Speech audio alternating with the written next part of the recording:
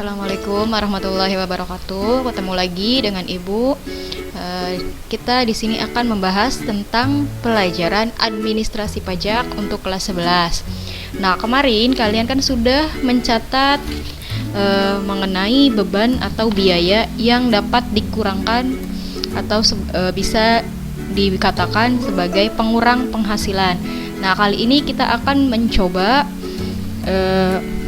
belajar untuk contoh soal dari penyusutan harta berwujud. Nah, kemarin kalian juga sudah mencatat tarif-tarif penyusutan kelompok harta berwujudnya. Jadi sekarang kita akan atau Ibu akan menjelaskan contoh soal dari penyusutan harta berwujud tersebut. Tapi sebelum kita memberikan contohnya, Ibu akan menjelaskan dulu apa itu pengertiannya. Yang pertama, ada pengertian penyusutan. Penyusutan adalah alokasi sistem jumlah yang dapat disusutkan dari suatu aset selama umur manfaatnya.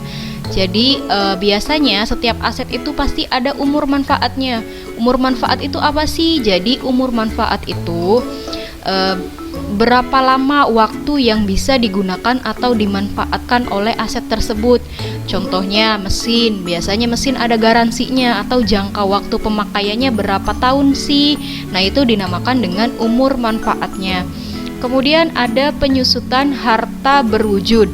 Nah, harta berwujud penyusutannya adalah pengakuan akan adanya penurunan nilai aktiva tetap atau harta berwujud yang didistribusikan secara sistematis menjadi biaya dalam setiap periode akuntansi. Nah, jadi pasti semua perusahaan itu memiliki harta berwujud. Contohnya mesin atau misalnya bangunan, kendaraan, itu harta berwujud karena harta yang dimiliki perusahaan ada wujudnya. Jadi dinamakan harta berwujud. Nah, harta berwujud biasanya ada penyusutannya karena setiap tahun masa kerjanya akan berbeda. Kalau misalnya masih baru, harta tersebut pasti masih bagus ya cara kerjanya. Sedangkan kalau misalnya sudah 5 tahun, pasti cara kerjanya juga akan menurun. Maka kita harus hitung nih penyusutan harta berwujud tersebut berapa sih setiap tahunnya, apakah berkurangnya berapa persen. Nanti kita akan hitung penyusutan harta berwujud tersebut.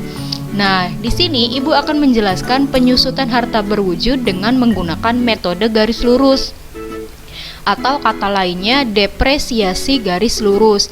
Apa sih penyusutan garis lurus itu?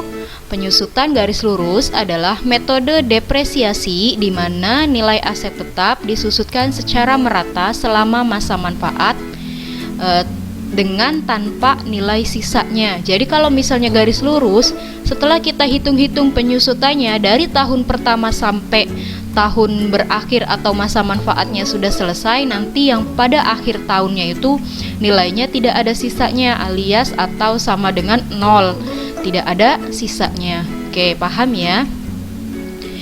Sebenarnya metode penyusutan itu ada 2, garis lurus dan metode saldo menurun. Nah, kali ini Ibu akan membahas garis lurusnya dulu. Nanti pertemuan berikutnya kita akan membahas saldo menurunnya.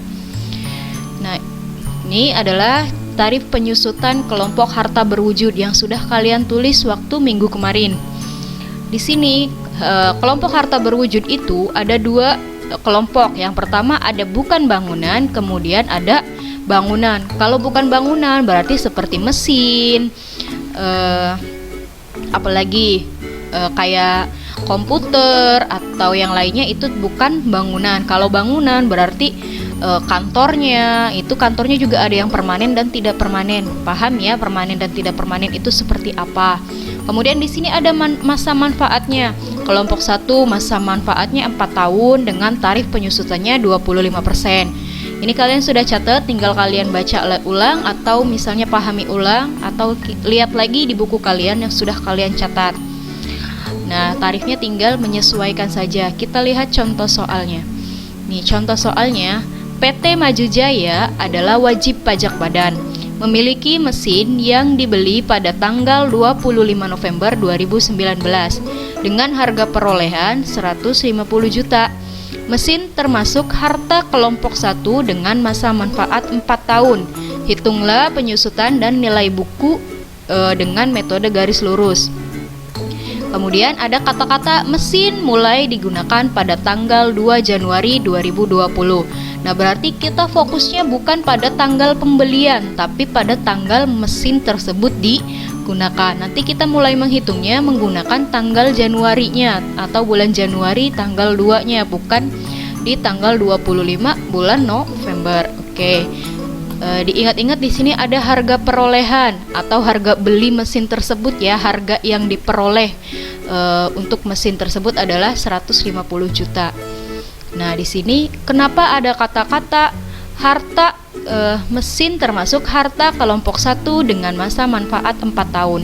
Di sini itu nanti untuk mengetahui berapa sih tarif yang digunakan untuk mesin yang dibeli perusahaan atau PT Maju Jaya ini. Kita lihat dulu ya. Nah, ini penyelesaiannya.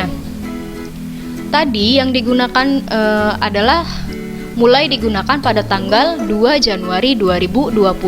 Jadi kita di sini tulis tahun pertamanya adalah 2020. Sedangkan nilai buku di sini itu sama dengan yang pertama adalah harga perolehannya yaitu 150.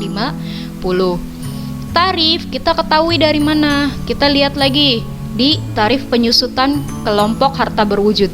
Tadi di soal itu adalah mesin merupakan kelompok 1 dengan masa manfaat 4 tahun. Tarifnya berapa? Di sini tarifnya 25%. Nah, jadi kita harus mengetahui nih berapa sih tarif-tarif yang harus kita keluarkan sesuai dengan apa yang dicontoh soalnya. Oke, di sini kita coba hitung ya. Penyusutan itu nanti karena kita akan ditanyakan adalah penyusutan dan nilai bukunya. Oke. Penyusutan itu cara pengerjaannya tarif penyusutannya berapa persen dikalikan dengan harga perolehan mesin tersebut. Tadi di soal itu harga perolehannya 150. Kenapa Ibu di sini taruh 150? Ini hanya untuk memudahkan kalian untuk mengingat berapa sih harga perolehan mesin tersebut. Nah, kalau misalnya sudah tahu 150 juta, kita kalikan dengan 25% dari tarif penyusutannya. Setelah dikalikan, hasilnya 37.500.000. Nah, sudah ketahuan nih penyusutan tahun pertama adalah 37.500. Nah, kemudian di tahun pertama kenapa nilai bukunya ada 112.500.000? Ini hasil dari mana? Kita kurangkan dari harga perolehan 150 juta dikurangi dari hasil penyusutan sebesar 37.500. Nanti tinggal dikurangi, jadi nilai buku dikurangi hasil dari penyusutan tahun pertama. Nanti ditulis di nilai buku tahun pertama, jadi 112.500.000. Kemudian ada tahun kedua. Kenapa di sini ada 4 tahun yang ditulis? Karena pada contoh soal ini mesin adalah kelompok 1 dengan masa manfaat 4 tahun. Jadi yang kita tulis adalah masa manfaatnya, umurnya hanya 4 tahun. Jadi yang kita susutkan adalah 4 tahun. Kemudian tahun kedua tarifnya masih sama. Kemudian penyusutannya juga masih sama. Nah, kenapa di sini dari tahun pertama sampai tahun keempat itu tidak ada bedanya di kolom penyusutan?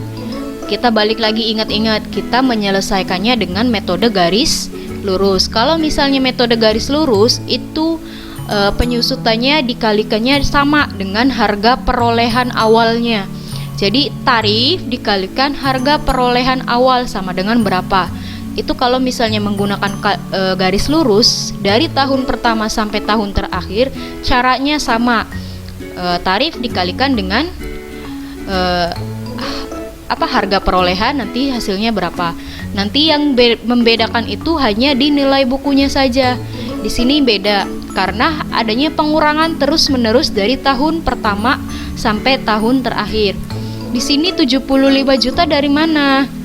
Nah, kita lihat lagi. Ya, benar. Lihatnya dari kalau misalnya 112.500 ini dari pengurangan 150 juta dikurangi 37 juta 500, berarti yang 75 juta juga 112 juta 500 dikurangi dengan 37.500, nanti hasilnya 75 juta. Kemudian yang tahun ketiga ada 37.500, dari mana? Ya betul, berarti dari sini nih, dari tahun ketiga nilai tahun kedua dikurangi hasil dari penyusutan tahun ketiga. 75 juta dikurangi 37.500, nanti hasilnya jadi 37.500. Nah, di sini ada tahun terakhir. Kenapa di sini tidak ada? Karena memang hasilnya tidak ada nilai sisanya, karena tahun ketiga dikurangi dengan tahun keempat di penyusutannya. 37.500 dikurangi 37.500, maka hasilnya 0. Itulah metode garis lurus. Kenapa tadi di awal, yaitu metodenya tidak ada nilai sisa di akhir tahun atau di akhir masa manfaatnya. Oke, semoga bermanfaat dan kalian paham. Kalau misalnya tidak paham, kalian boleh chat WA di Ibu. Kurang dan lebihnya Ibu minta maaf. Wassalamualaikum warahmatullahi wabarakatuh.